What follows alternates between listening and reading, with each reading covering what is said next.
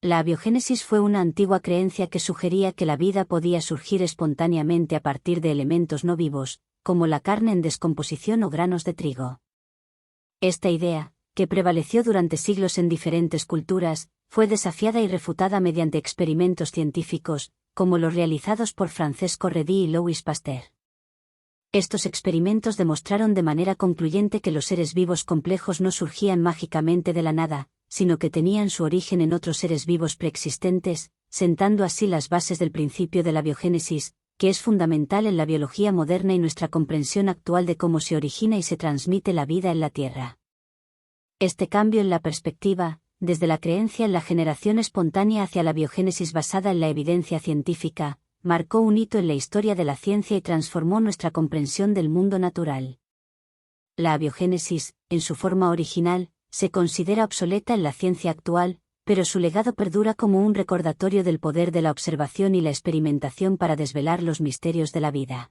Aristóteles y su teoría de la generación espontánea. Aristóteles 384 a 322 a.C. fue un filósofo y científico griego que dejó un profundo impacto en la filosofía, la biología y muchas otras disciplinas. En el contexto de la generación espontánea, Aristóteles hizo una importante contribución al sostener que algunos seres vivos podían surgir de manera espontánea, a partir de elementos no vivos o materia inorgánica. La teoría de la generación espontánea de Aristóteles. Aristóteles propuso que ciertos organismos, como insectos y anfibios, podían surgir de forma espontánea a partir de elementos inorgánicos, como el lodo o el agua estancada. Creía que esto ocurría debido a una fuerza vital o principio activo, que estaba presente en la materia misma, y que conducía a la formación de nuevos seres vivos. La influencia duradera de Aristóteles. La teoría de la generación espontánea de Aristóteles fue influyente, durante muchos siglos, tanto en la antigüedad como en la Edad Media. Autoridad como filósofo y científico. Llevó a una amplia aceptación de esta idea. Se convirtió en parte integral de la comprensión del mundo natural en su época. Aristóteles usó ejemplos para respaldar su teoría. Observó cómo los insectos como las moscas parecían surgir de la carne en descomposición o cómo los renacuajos podían aparecer en charcos de agua.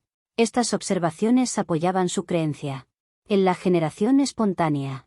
Es importante notar que Aristóteles vivió en una época en la que la investigación científica experimental estaba en sus primeros pasos. Sus observaciones se basaban en lo que podía ver y razonar en ese momento, y no tenía acceso a las sofisticadas herramientas de investigación que tenemos hoy en día. Además, sus ideas fueron desafiadas y corregidas por científicos posteriores, como Francesco Redi y Louis Pasteur, quienes proporcionaron evidencia sólida en contra de la generación espontánea.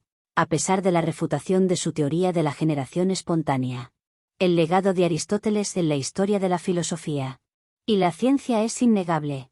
Sus contribuciones en áreas como la lógica, la ética y la biología siguen siendo estudiadas y respetadas hasta el día de hoy. Su teoría de la generación espontánea fue un producto de su tiempo y un ejemplo de cómo la ciencia evoluciona a medida que avanzamos en el conocimiento y las técnicas de investigación. Los experimentos de Francesco Redi. La revolución de la biogénesis comenzó con el trabajo del científico italiano Francesco Redi en el siglo XVII. Redi, un científico italiano decidido, emprendió la misión de poner en entredicho la ampliamente aceptada creencia en la generación espontánea. Para lograrlo, llevó a cabo un experimento notorio que involucraba carne en descomposición. Redi dividió trozos de carne en dos grupos de frascos, uno dejado al descubierto al aire libre y otro cubierto con gasa, lo que permitía la circulación del aire, pero impedía que los insectos llegaran a la carne. Su observación clave fue que las larvas de insectos solo aparecían en la carne expuesta al aire, lo que confirmaba que no surgían de manera espontánea, sino que provenían de los huevos depositados por los insectos. Este experimento constituyó un desafío directo a la creencia en la generación espontánea. Louis Pasteur y la definitiva refutación. La revolución en el campo de la biogénesis avanzó con los estudios de Louis Pasteur en el siglo XIX. Pasteur ideó experimentos ingeniosos que ofrecieron una refutación concluyente de la teoría de la generación espontánea.